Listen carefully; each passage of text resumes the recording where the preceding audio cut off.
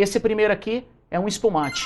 Essa taça, ela é chamada de flute, ou a taça de champanhe, taça de espumante. Ela tem esse formato, que é um pouco mais comprido, que é para poder reter as bolhas ou o gás carbônico dentro da taça e não deixar todo aquele vapor, todas aquelas bolhas evaporarem e perder o sabor daquele vinho.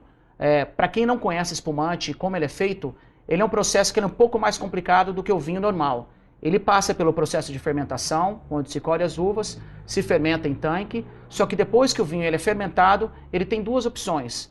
Uma, você pode colocar ele em grandes tanques pressurizados e desenvolver dentro daquele tanque um segundo tipo de fermentação, adicionando um produto que a gente chama de dosagem, que é água, açúcar e às vezes uma água ardente de vinho, para que aquilo estimule e crie uma segunda fermentação, criando o gás carbônico dele. Ele é pressionado ali dentro, em torno de 3 a 5 dias, ele é retirado e engarrafado. Esse é o método que é conhecido como método Charmat, é o método mais usado hoje e o método que custa um pouco menos, é um pouco mais barato do que o método normal. O outro método, que é conhecido pelo nome de Champagne ou Champenoise, que é da região da França, que foi um dos primeiros métodos que foi adotado por Dom Perignon, na região da França, é o método Champenoise. Como que ele é feito? A segunda fermentação, que é a adição da dosagem dentro do vinho, é feito dentro da garrafa. Por isso, eles fermentam o vinho. Ele é um vinho tranquilo, um vinho comum. Depois ele adiciona a dosagem dentro da garrafa e deixa ficar ali por 15, 20, 30, 3 meses. Você vai perceber em algumas vinícolas que tem aquelas pessoas que estão dentro das cavernas, dentro das cavas, que vão estar sempre girando aquelas garrafas de champanhe. Por quê? Porque a levedura ela fica concentrada bem no fundo da garrafa. Eles vão virando aquilo para que a levedura, devagar, ela chegue até o pescoço da garrafa. E eles vão inclinando ela, inclinando ela, inclinando ela. Um processo que pode levar até 3 meses. Depois que a levedura chega bem na boca da garrafa, que é no caso desse daqui, que a gente está na mão aqui, ela é congelada a boca. Depois que é congelada, essa levedura é congelada e eles quebram, eles estouram praticamente isso. Hoje é um processo totalmente mecanizado e tampam novamente. Depois que ele tampou, a maioria dos champanhes são envelhecidos de 2, 3 até 6 anos ou até mais. E aí se retira aquela cápsula e coloca a rolha normal do champanhe. Por isso que é diferente esses métodos. Um é muito mais rápido, prático e mais barato, que são normalmente dos espumantes. O outro, que é o método de champanhe ou champenoise, ele leva muito mais tempo, é mão de obra muito maior e ele é um método um pouco mais detalhado. Enfim, esse daqui é o espumante. Eu falei um pouquinho de como ele é produzido.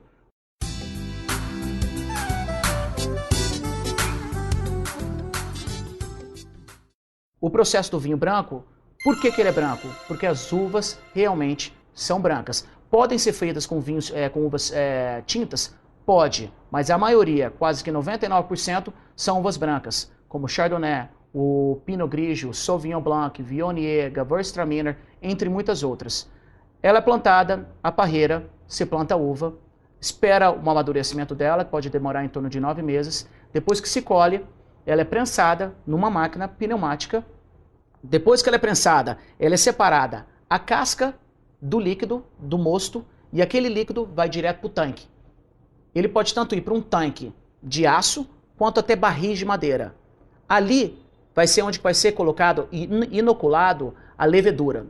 Levedura nada mais é usado em pães para poder crescer, é um levedo, onde ele é inoculado dentro do vinho e aquele levedo vai comer todo o açúcar da uva, criando o quê?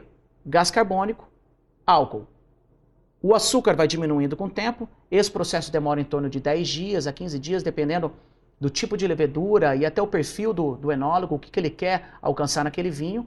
Aí ele vai comendo o açúcar, vai gerando gás carbônico. No caso do vinho branco, diferente do espumante, o tanque onde ele é fermentado, ele fica aberto. Aquele gás carbônico se evapora, o açúcar vai diminuindo, a acidez vai aumentando e vai se criando o álcool.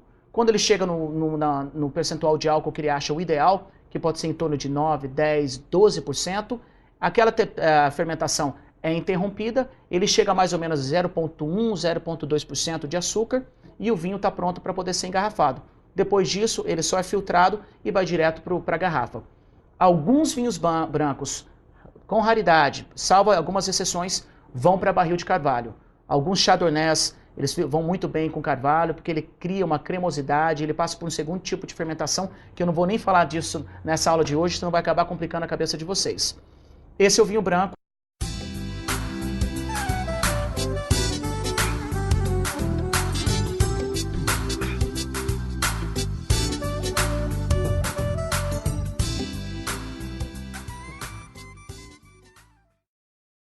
Que para mim é um dos vinhos mais interessantes e criativos de um processo de produção de vinho. Por que ele é rosé? Algumas pessoas pensam que colocou algum tipo de corante, que misturou uvas, que colocou algum outro tipo de fruta. Não. O vinho rosé nada mais é. Existem 3 processos que podem ser feitos com vinho rosé. Uva tinta.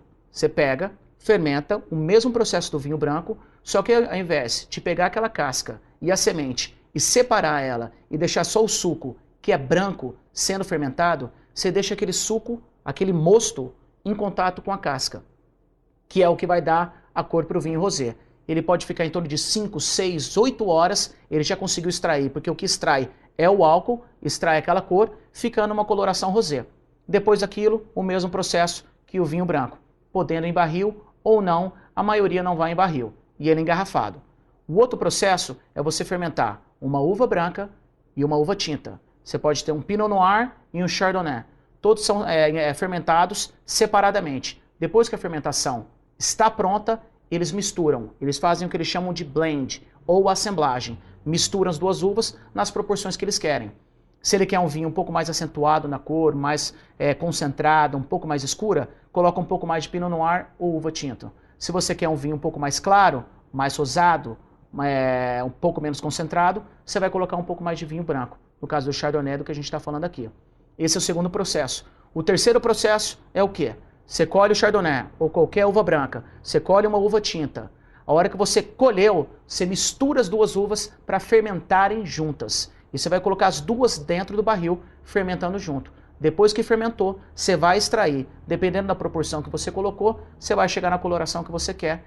E esse é o famoso vinho rosé, que é ideal para os verões, fins de tarde, para poder acompanhar um bom salmão. É um vinho fantástico, eu gosto bastante, é um vinho bastante frutado e aromático.